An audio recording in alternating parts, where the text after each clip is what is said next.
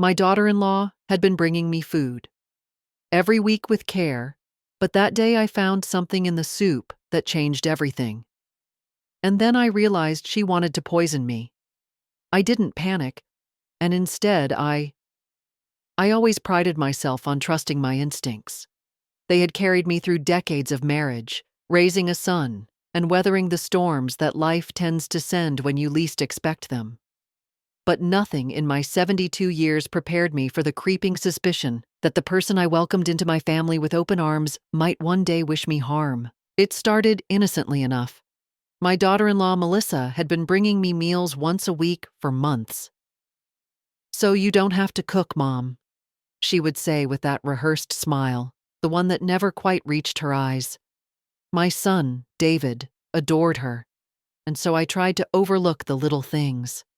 Her clipped tone when he wasn't looking, the way she scanned my house as if taking inventory, or how she always asked about my will under the guise of just planning ahead. That evening, I set her soup down on the kitchen table. Chicken noodle, fragrant with herbs. It looked harmless, even comforting. But as I stirred, a tiny fragment floated to the surface, chalky, white, dissolving slowly against the broth. My stomach tightened. I fished it out with a spoon and pressed it against my fingertip. It crumbled, not like pasta or seasoning, but like a pill ground down. I wanted to believe it was nothing. Perhaps a piece of salt, a bit of overcooked starch. Yet the moment I raised it to my nose, an acrid bitterness stung the back of my throat. My pulse hammered in my ears. Melissa's words from earlier replayed in my mind. "Eat while it's hot, Mom. I made it special for you." I didn't eat. I couldn't. I poured the soup down the sink, rinsed the bowl until not a trace remained. But the fragment that I tucked carefully into a plastic bag, sealing it as if it were a lifeline. My hands shook, not from age, but from the weight of suspicion pressing down on me. That night, sleep refused to come. I lay awake listening to the creaks of my old house, wondering if I was slipping into paranoia. Melissa had never been warm, but could she really be so cold-blooded? Was I inventing shadows where there were none?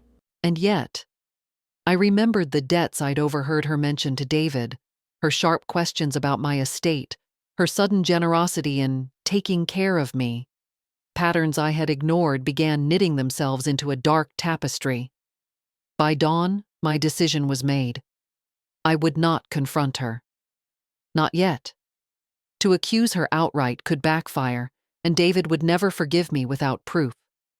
No, I would play the part she expected, the frail, trusting mother-in-law who swallowed her meals with gratitude. Meanwhile, I would watch and wait, because if Melissa truly wanted me gone, she had just made her first mistake. The following Sunday, Melissa arrived at my doorstep with her usual forced cheer, a plastic container of lasagna balanced in her manicured hands. "Homemade, just for you," she chirped, though I noticed she never quite looked me in the eye. I thanked her, feigning warmth, and ushered her inside. David had been called in for overtime, so it was just the two of us. That was rare, and the silence between us felt heavier without my son as a buffer. She sat at the kitchen table while I carefully placed the lasagna in the oven to warm. My heart thudded as I stole glances at her, the way she crossed her legs so tightly, how her nails tapped a quick rhythm against the table. Nervous energy radiated from her, though she tried to mask it with idle chatter. "How are you feeling lately?" she asked casually. "You've seemed tired." I forced a faint smile. "Well, I am in my 70s, dear. Fatigue comes with the territory." Her lips curved, but it wasn't kindness I saw. It was satisfaction. A flicker that chilled me to the bone. After she left, I plated a small portion of lasagna. The first bite tasted fine, rich with cheese and tomato. But I knew better than to trust appearances. I set aside half, wrapped it tightly, and slid it into the freezer. Insurance.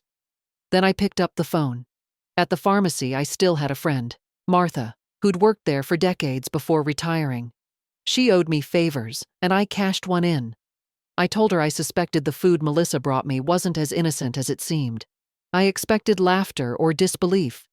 Instead, after a pause, Martha said, "Bring me a sample." 2 days later, she called back. Her voice shook. "It's not my place to say this, but there was residue of a sedative, strong enough to make you disoriented. If you'd eaten enough, you might have collapsed." The room spun. I clutched the counter, rage and terror warring inside me. Melissa wasn't just trying to make me ill. She wanted me vulnerable, weak, dependent, maybe even dead. But why now? Why so suddenly? My mind circled back to the late-night whispers I'd overheard through the thin walls when David stayed over. Melissa's complaints about money, about the mortgage, about waiting around forever. For the first time, my fear hardened into resolve. If Melissa wanted me gone, she would discover just how stubborn I could be. I wasn't a frail old woman to be quietly erased.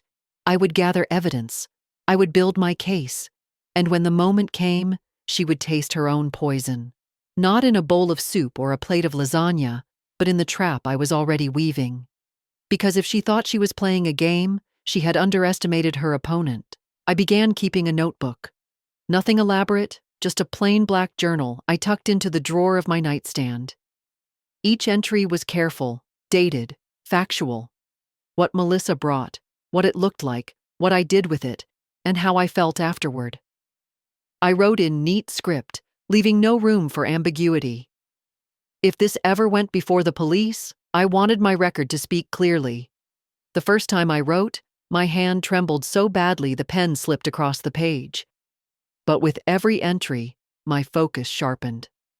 Fear gave way to vigilance, vigilance to strategy. I also bought a small digital recorder, the kind journalists use, discreet and portable. I slipped it into my cardigan pocket whenever Melissa visited. Our conversations, her tones, her questions about my health, all captured in tinny but undeniable audio, and I played my role.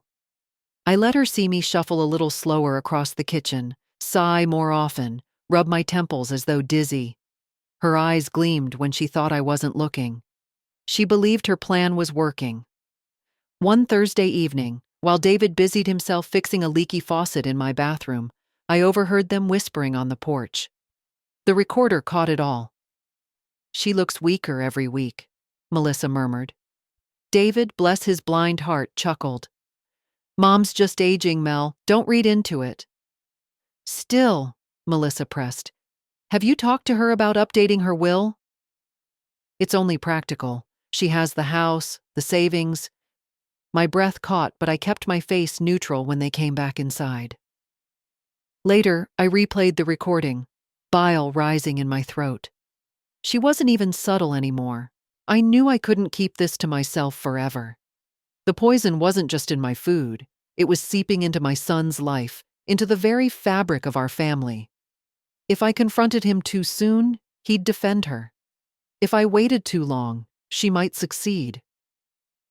The solution came unexpectedly. At the grocery store, I ran into Sheriff Daniels, a man I'd known since he was a boy. He greeted me warmly, but his eyes lingered on my face. "You all right, Mrs. Hayes? You look tired." I almost broke then and there, almost spilled everything in the aisle between canned beans and crackers. But instead, I smiled faintly and said, "Just not sleeping well." Still, his concern sparked an idea. If I could involve him without alerting Melissa, perhaps I could secure the safety net I needed. That night, I hid the frozen lasagna sample in a bag at the back of my freezer, labeled it with the date, and slid the recorder under my pillow. Each step felt like tightening the strings of a net around Melissa. She thought she was orchestrating my decline. She didn't realize I was building a stage, and when the curtain finally rose, she would be the one in the spotlight. The escalation came sooner than I expected. Melissa arrived one Sunday with a container of stew, her tone unusually sweet. She insisted I eat right away. "It's better hot," she said, hovering as I ladled it into a bowl. Her eyes followed each movement, her smile brittle. I forced myself to lift the spoon, to blow gently on the broth. My stomach twisted, but I raised it toward my lips. At the last moment, I pretended to fumble, spilling half the contents onto my blouse. "Oh, heavens," I muttered, clutching a napkin. Melissa's expression faltered. "Careful, Mom. You don't want to hurt yourself." While she fetched paper towels, I discreetly poured the stew back into the container, leaving just enough residue to make it look as though I'd eaten. My heart raced with the thrill of deception. For the first time, I wasn't only surviving her visits, I was playing her game. That night, I carried the stew sample to Martha, my confidant at the pharmacy. Her face paled when she tested it. "It's stronger this time," she whispered. "Not just sedative traces, something that could stop your heart." The words sank like stones into my chest. Melissa wasn't satisfied with weakening me. She wanted finality. I returned home and stared at the photos on my mantel. David as a boy with his first bicycle, my late husband in his uniform, the family gatherings we once cherished. Rage burned through me, cleansing, sharp. Melissa wasn't just after my money. She was erasing the very history of our family. The next morning, I made my first real move. I called Sheriff Daniels under the pretense of needing advice about a suspicious caller. When he stopped by, I led him to the kitchen, lowered my voice, and told him the truth. Not all of it. Not yet. Just enough. "I think someone's tampering with my food," I confessed. "I have samples. A friend tested them. There's something dangerous." His brow furrowed, concern etched deep. "Mrs. Hayes, that's serious. Do you want me to run these samples officially?" "Not yet," I said quickly, my hand gripping his arm. "If you move too soon, she'll cover her tracks. I need time. I need to be certain." He hesitated, then nodded. "Keep everything safe, and if you feel in danger, call me immediately." That night, I slipped the recorder onto the kitchen counter in plain sight, daring Melissa to notice. She didn't. The next visit, she chatted blithely while asking again if I'd thought about updating my will. Every word was captured, every smile, every poisoned kindness. And I realized something important. Melissa was careless. Her confidence was her weakness, and I would use it to bring her down. I leaned into the role Melissa wanted me to play. The fragile old woman who lost her balance reaching for a glass, who needed to sit down after climbing the porch steps, who pressed a hand to her chest with a weary sigh.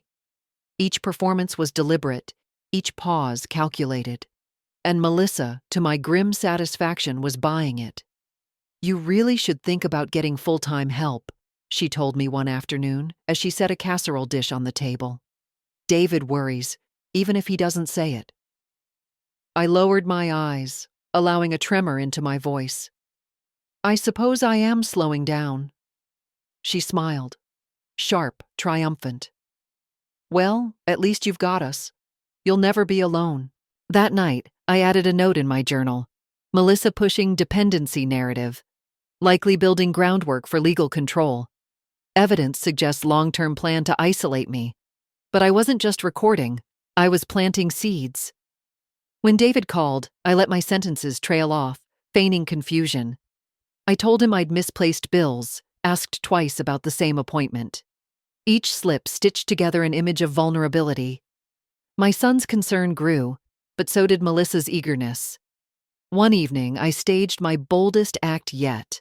I poured a glass of water, dissolved a harmless vitamin tablet, and left it half drunk on the counter. When Melissa arrived, she spotted it immediately. Her gaze lingered. "Did you take your medication already?" she asked. I gave a faint smile. "Oh, I forget sometimes." Her eyes lit up in a way she tried to mask. To her, my forgetfulness was proof that her scheme was working. To me, it was confirmation. She was preparing herself for the endgame. I needed a stronger safety net, so I expanded my circle. I invited Martha over for tea, casually mentioning that Melissa was so helpful, always bringing food. I showed her the journal, not every entry, just enough to prove my sanity. She pressed her lips thin. "If you want me as a witness, Evelyn, I'll stand by you." The following Sunday, Melissa arrived again, this time with soup. I accepted it with gratitude, then pretended to drift off in my chair after the meal. My head lolled. I let out a soft snore. Through half-shut eyes, I caught her watching me, her expression not one of concern, but of calculation. When she left, I rose, strong and steady, and slipped the untouched soup into the freezer. Another entry, another piece of evidence. Melissa believed she was orchestrating my slow decline, but she didn't realize I was drawing her deeper into her own performance, letting her write the script of her guilt with every poisoned meal she carried through my door. And when the curtain finally fell, the applause would not be hers. The mask began to slip. Melissa had grown bolder, too confident in her own deceit. One Tuesday, she arrived unannounced, letting herself in with the spare key I'd once trusted her with. I was upstairs folding laundry when I heard the front door creak and her voice call, "Mom? It's just me." I froze, the folded sheet clutched in my hands. She had never come without warning before. By the time I descended the stairs, she was already in the kitchen, placing a container of chili on the counter as though she belonged there. "I thought I'd surprise you," she said lightly. "How are you feeling today? Any dizziness?" Her words were casual, but her eyes raked over me like a physician taking notes. I shuffled toward the table, letting my shoulders sag. "A little lightheaded, maybe." She smiled faintly. "That's normal at your age." The chill in her tone made my stomach tighten. After she left, I checked the chili. This time, I didn't need Martha. The metallic bitterness hit my tongue the moment I touched a drop to my lips before spitting it into the sink. I knew enough now to trust my instincts. Melissa wasn't hiding her tracks as carefully anymore. She didn't think she had to. That night, I made a decision. The key she carried was a weapon in her hands, and I couldn't risk her slipping in while I slept. I switched the locks the next morning. When Melissa arrived the following Sunday, she rattled the knob, then rang the bell with forced patience. I opened the door with a weak smile. "Oh, forgive me. I had to change the locks. Old ones were sticking." Her eyes narrowed for a fraction of a second before she smoothed them into a smile. Of course, smart to keep things safe. But the damage was done. She knew I wasn't entirely defenseless. That evening, I wrote a longer entry in my journal. Melissa attempted unscheduled entry, expressed unusual interest in symptoms, strong evidence of continued escalation. I copied the note onto a separate sheet of paper and tucked it into an envelope marked for Sheriff Daniels, should anything happen to me. The sense of risk sharpened everything around me. The ticking of the kitchen clock, the shadows stretching across the hallway at night, even the creak of the stairs. Melissa was circling closer, her confidence swelling. But so was mine. I had to be careful, yes. But I had also realized something vital. For all her poison and deceit, Melissa had a fatal flaw. She thought age had made me helpless. She didn't see that survival had taught me cunning, and cunning, I knew, would be the death of her plans. It was during dinner at David's house that Melissa revealed her first real threat, though cloaked in the softest velvet. She had prepared the meal: roast chicken, mashed potatoes, green beans. I barely touched my plate, though I made a show of complimenting the seasoning. Melissa poured me a glass of wine, hovering until I took a sip. I let the liquid touch my lips before setting it down. David chatted about work, oblivious to the undercurrent passing between his wife and me. Then Melissa leaned forward, her tone syrupy, her smile too bright. "You know, Mom, you really should think about simplifying your life. A house that size is too much for you now. What if something happened while you were alone? Wouldn't it make sense to sign things over sooner, while you're still able?" My fork clattered against the plate. David looked up, frowning slightly. "Melissa, that's not—" She cut him off smoothly.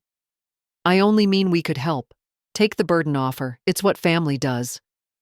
Her words were careful, but her eyes locked on mine, a silent warning pulsing beneath the surface. Cooperate, or suffer the consequences. I forced a brittle laugh. "I appreciate your concern, dear, but I've managed just fine all these years. I'm not ready to give up my independence." Her smile froze, the edges sharp as glass. That night, back in my own home, the tension of the evening replayed over and over. Melissa had crossed into open territory now. Not content with subtle poisoning, she was pressing me directly, building a narrative where I appeared incapable of managing my affairs. The danger was no longer creeping in shadows. It was sitting at the dinner table. I doubled down on my preparation. I photocopied every journal entry, every label from the containers she brought, every receipt I could gather that tied her to the meals. The originals I locked in my desk drawer, the copies I placed in an envelope addressed to Sheriff Daniels, sealed and ready to send. And then I did something bold. I invited Melissa to bring next Sunday's meal, as though nothing had changed. "I'll look forward to your cooking," I said sweetly, the phone cool against my ear. She hesitated only a moment before replying, "Of course, Mom. I'll make something special." The trap was tightening, but so was the risk. I knew she sensed my resistance. I could feel her growing impatience, like a storm building at the edge of the horizon. The next time she stepped into my kitchen, it wouldn't just be another poisoned dish. It would be the moment where our performances collided, hers of power, mine of frailty, and only one of us would walk away with the truth on her side. Sunday arrived heavy with anticipation.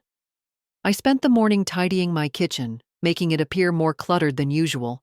Bills scattered across the counter, my reading glasses left upside down, a pill bottle placed conspicuously near the sink. Everything staged to reinforce the image of decline. Melissa arrived promptly at 2, carrying a ceramic dish swaddled in foil. "Chicken pot pie," she announced, setting it down with a flourish. "Comfort food. You'll love it." Her smile was polished, but I caught the faint edge of triumph in her eyes. I invited her to sit while I served myself. The golden crust steamed as I sliced a portion, spooning it into a shallow bowl. My hands trembled, not entirely by choice. Melissa leaned forward. "Eat while it's hot. It'll help you keep up your strength." I lifted a spoonful slowly, deliberately. The savory aroma should have been comforting, but dread prickled at the back of my throat.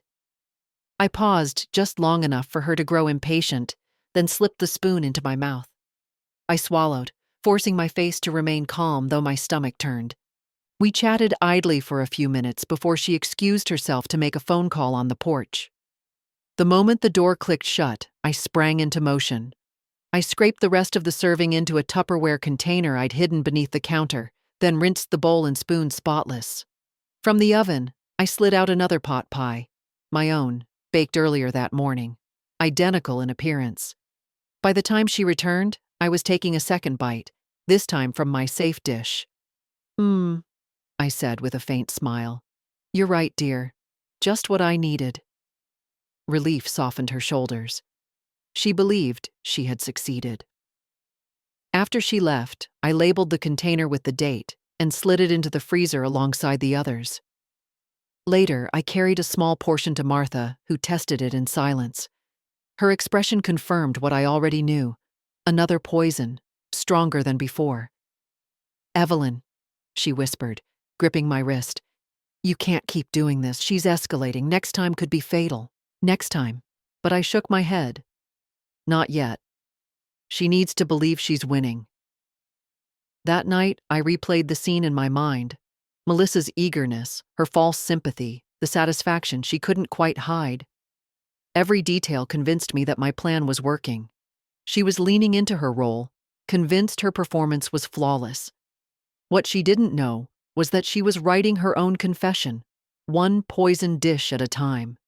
And soon I would make her eat her lines. The idea came to me late at night, while I sat in the dim glow of the lamp, flipping through my journal. Page after page chronicled Melissa's meals, her questions, her subtle manipulations. It struck me then. I had been collecting proof, yes, but proof alone wouldn't break through David's devotion to her. He needed to see it, to witness the danger with his own eyes. And the only way for that to happen was if Melissa tasted her own poison. The thought chilled me at first. I wasn't a killer. I had no desire to end her life, only to expose her for what she was. But if the food she prepared was deadly, then turning her own weapon back on her would be the most undeniable evidence. Not vengeance, revelation. I began rehearsing the logistics. Melissa always insisted on serving me, spoon in hand, watchful eyes following every bite. If I could find the right moment to switch bowls, or plates, she would trap herself without ever realizing it. Timing would be everything. In the days that followed, I practiced small deceptions, spilling water on purpose, fumbling with silverware, excusing myself to fetch a napkin. I trained my hands to appear clumsy, to distract. Each motion rehearsed until it looked unplanned. Meanwhile, Melissa pressed harder. "Have you thought about setting up power of attorney?" she asked one afternoon, her tone casual as she placed a casserole in front of me. "It would make things easier for David, in case... well, you know." I feigned confusion. "Oh, did I already sign something like that? I forget sometimes." Her eyes gleamed. "Not yet, but we can arrange it." I nodded weakly, letting her believe I was pliable clay in her hands. Inside, I wrote another line in my journal: Melissa pushing legal control. Danger increasing. By now, the freezer was lined with containers, each a quiet testament to her intentions. I imagined them someday laid out on a courtroom table, each marked with a date, each carrying the weight of her deceit. But I wasn't ready for the courtroom yet. First, there had to be a scene so clear, so damning, that even David couldn't deny it. The plan solidified. The next meal she brought, I would prepare a matching dish of my own, indistinguishable in appearance. And when her eyes watched me lift the spoon, I would stumble, switch, and let her taste what she'd meant for me. Not enough to kill, not if I could stop it in time, but enough to expose. Melissa thought she was tightening the noose. She didn't realize she was slipping it around her own neck. Sunday came heavy with tension, the kind that pressed against my chest like a weight. I had spent the morning preparing, baking a pot pie nearly identical to the kind Melissa favored, down to the golden lattice of crust. It cooled on the counter beneath a tea towel, waiting for its role in the play. When Melissa arrived, she carried her own dish, wrapped in foil, her smile brighter than usual. "I thought I'd repeat a favorite," she said. "Chicken pot pie again. You seemed to love it last time." Her voice dripped with satisfaction. I led her into the kitchen, feigning gratitude, my hands fluttering nervously as if too frail to manage the heavy dish. She watched me closely, eager for her performance to play out. "Here, let me serve you," she offered, lifting a knife to cut into the crust. Steam rose, carrying a faint metallic tang I'd grown too accustomed to recognizing. I steadied my breathing, my heart pounding. This was the moment. "Oh, I should get a glass of water first," I said, shuffling toward the sink.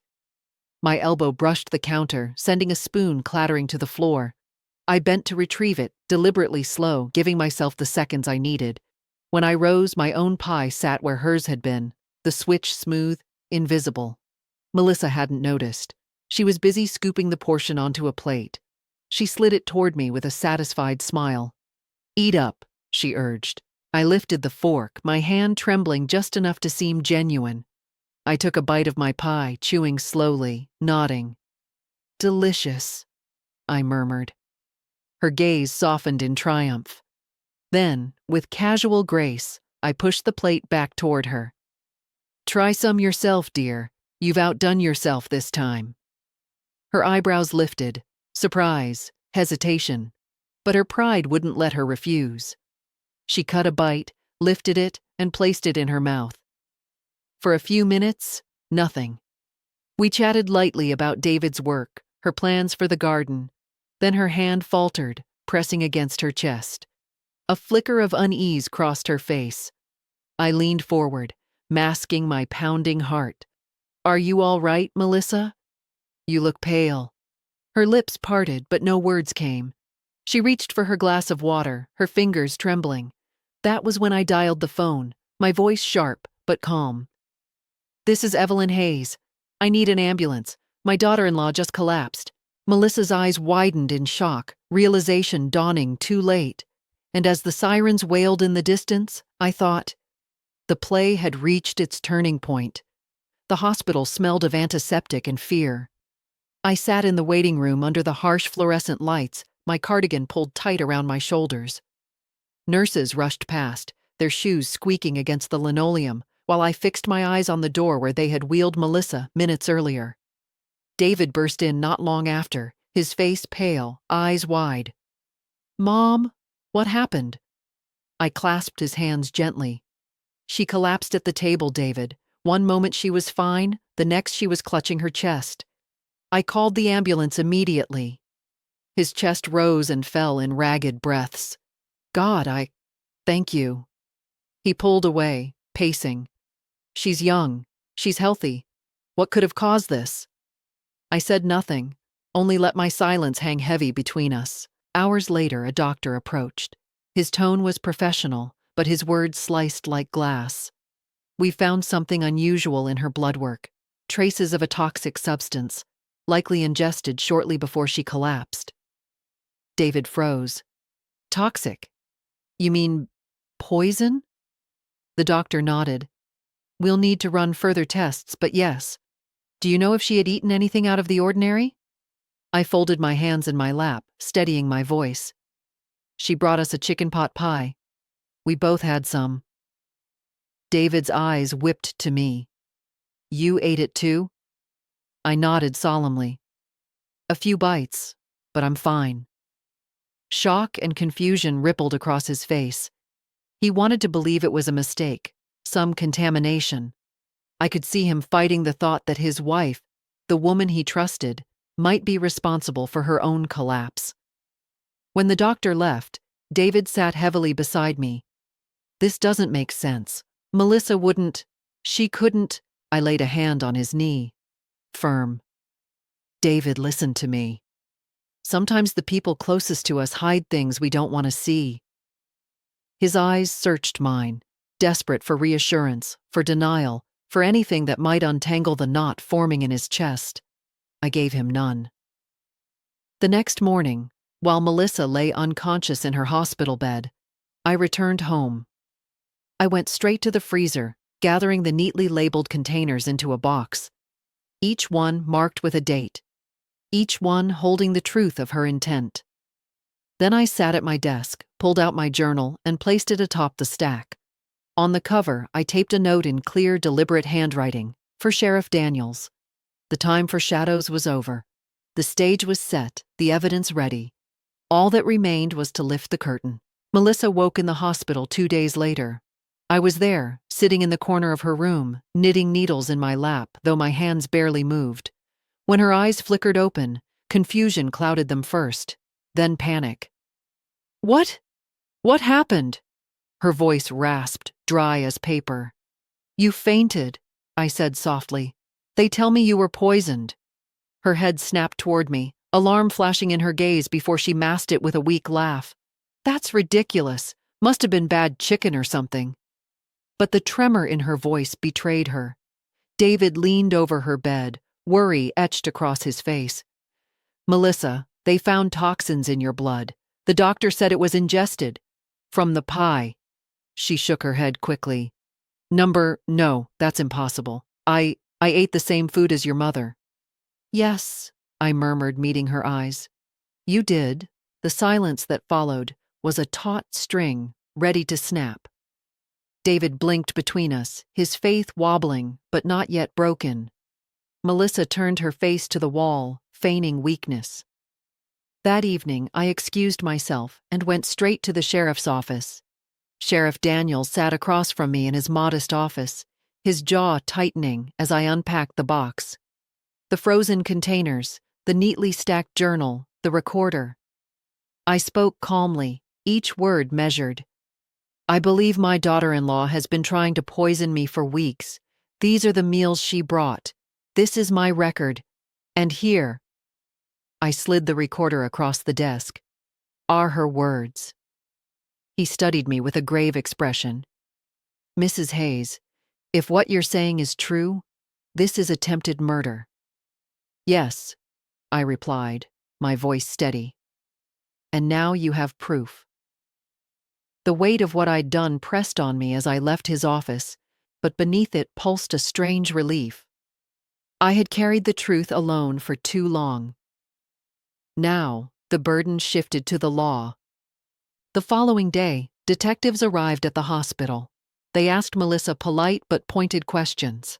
I sat silently in the corner, knitting once more, watching her squirm under their gaze. She spun tales of mistaken identity, of food gone bad, of my supposed confusion. But I knew it was only a matter of time before the samples spoke louder than her lies. And I also knew this. Melissa had underestimated the strength of an old woman who had nothing left to lose. The war she started in my kitchen was about to end in a courtroom. The call came 2 days later. Sheriff Daniels's voice was steady, but I caught the gravity beneath it. "We ran the tests, Mrs. Hayes. Multiple containers from your freezer contained toxic compounds, same substance found in your daughter-in-law's blood work. There's no doubt. This was intentional." For a moment, I sat in silence, the phone pressed to my ear. Vindication felt colder than I had imagined, a victory edged with grief. David came by that evening, his face pale, his eyes hollow. He didn't even sit down at first. He stood in the doorway like a man waiting for a blow. "They tested everything," he said quietly. "It was true. All of it." His voice cracked. "Melissa's been poisoning you." I nodded, my heart aching at the sight of my son unraveling. "I didn't want you to hear it this way. I wanted you to see it for yourself. That's why I kept the evidence." He dragged a hand down his face. "I defended her, Mom. Every time. I told myself you were imagining things, that you were just tired, that Melissa was trying." He swallowed hard. "But she wanted you dead, and I couldn't see it." I rose slowly, laying a hand on his arm. "Love blinds us, David. You trusted her because that's what a husband is supposed to do. Don't blame yourself for her sins." But he shook his head, grief turning sharp. "She used me. She used us. I can't forgive that." Later, when he finally sat at the kitchen table, I poured us both tea. We didn't speak much. The silence between us wasn't hostile, but it was heavy, filled with the broken glass of illusions shattered. I thought of Melissa in her hospital bed, spinning lies for anyone who would listen. But lies don't stand against evidence stacked like bricks. Soon, the law would close in. "Mom," David said finally, staring at his cup, "what happens now?" I looked out the window, the last light of dusk painting the sky. "Now, she answers for what she's done. And you start to heal." He nodded slowly, though his eyes brimmed with tears. That night, after he left, I sat at my desk and reopened my journal. The last entry read, "Melissa's poison confirmed. David knows the truth. The end is near." I closed the book with steady hands. For months I had lived under the shadow of fear, playing frail, pretending weakness. But the truth was out now, and the woman who tried to bury me would soon find herself standing in the grave she dug. The knock came early in the morning, sharp and deliberate. I opened the door to find 2 deputies standing on my porch, their uniforms crisp, their faces grave. Behind them, Sheriff Daniels tipped his hat. "It's time," he said simply. I followed them to the hospital, my heart pounding with a mixture of dread and grim satisfaction. Melissa was still recovering, pale but alert, her hair pulled back from her face. She looked almost fragile, like a woman humbled by illness.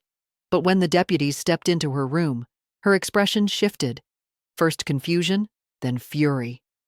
"What is this?" she demanded, her voice trembling. "Why are you here?" The deputies recited the words with mechanical precision. "Melissa Hayes, you are under arrest for attempted murder." Her eyes darted to me, blazing with hatred. "You did this," she spat. "You twisted everything, made them believe—" Sheriff Daniels cut her off. "We have physical evidence from multiple meals. We have recordings. We have lab results. The case is clear, ma'am." David was there too, standing against the wall like a ghost. His shoulders sagged, his eyes red. When Melissa turned to him, pleading, "Tell them, David. Tell them I would never hurt your mother." He flinched. For a long moment, he said nothing. Then, in a voice rough with betrayal, he whispered, "They found poison in your blood, Melissa." "What more do you want me to say?" Her face crumpled, rage and desperation colliding. She reached for his hand, but he stepped back, the distance between them final. As the deputies cuffed her wrists, the woman who had spent months pretending kindness, spinning lies, and plotting my death finally broke.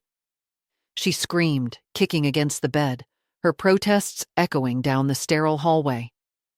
But the sound no longer terrified me. It sounded like the hollow cry of someone watching her own mask shatter. I stood silently, my hands folded in front of me. This wasn't triumph. Not really. It was justice, grim and cold. The kind that leaves no one unscarred. When they wheeled her away, David sank into a chair, burying his face in his hands. I placed a trembling palm on his shoulder. "She can't hurt us anymore," I said softly. "It's over." But in his silence, I understood the truth. For him, it would never truly be over. The woman he loved was gone, replaced by the stranger he now realized she had always been. And for me, the victory was bittersweet. I had survived, yes. But survival comes with a cost. The knowledge that betrayal had walked so close, wearing the mask of family. The courthouse smelled of polished wood and stale coffee. I sat on the witness bench, my palms resting on my knees, trying to still the tremor in my fingers. Across the room, Melissa sat at the defense table, her hair neatly styled, her face painted into an image of innocence. She wore a pale blouse, as if white fabric could disguise the darkness underneath. When the judge called my name, I rose. Each step toward the stand felt heavy, but I walked with my head high. I had spent months feigning weakness, but not today.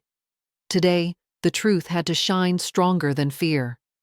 The prosecutor's questions were steady, deliberate.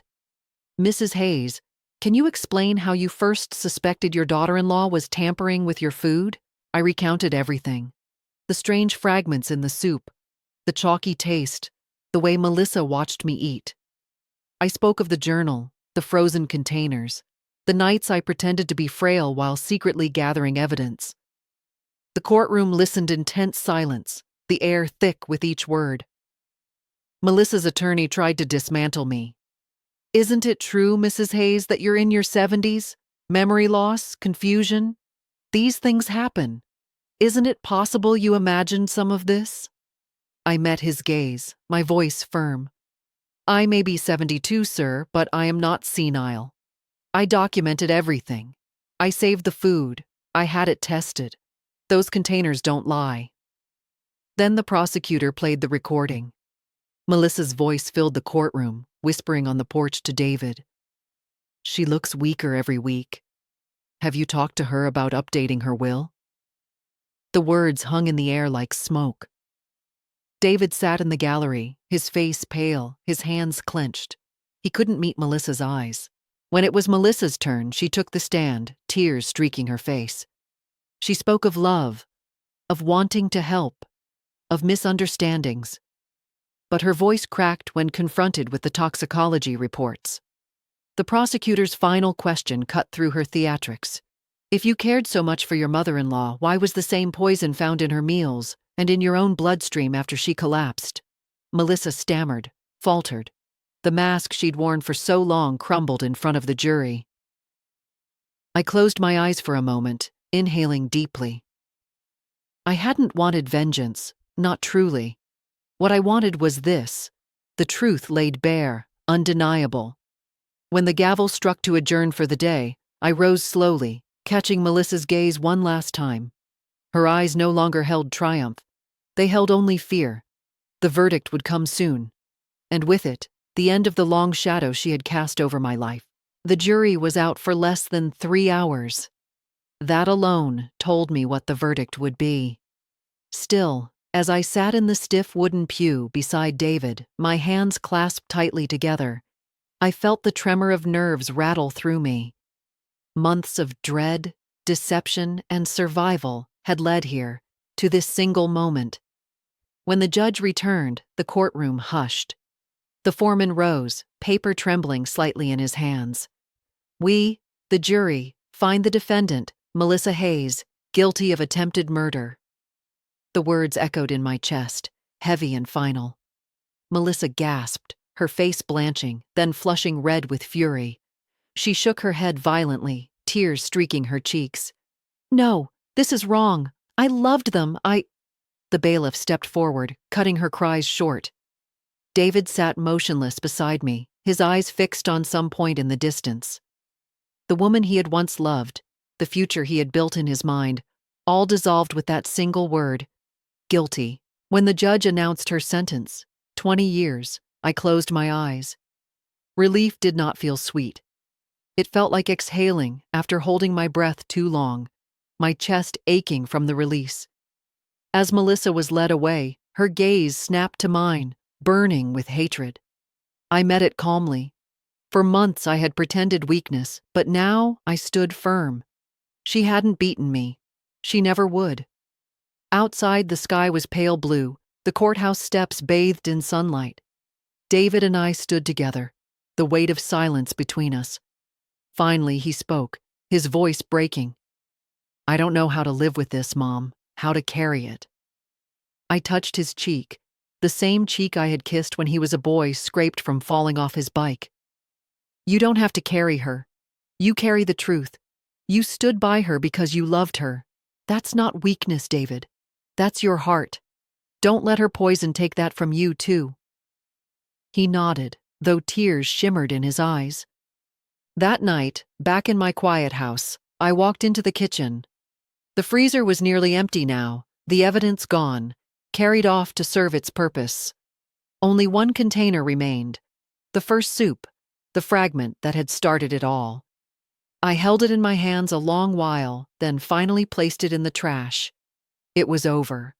I poured myself a cup of tea and sat at the table where Melissa had once watched me, waiting for me to swallow her lies. The house felt different now, lighter, freer, though also lonelier. But loneliness is survivable. Betrayal is not, and I had survived. For months I had lived in fear of being erased. Instead, I had written the ending myself. Not in my will, not in silence, but in truth. Melissa thought she was feeding me death. What she never understood was that I was feeding her the rope to hang her own lies. And in the end, it was she who choked on them.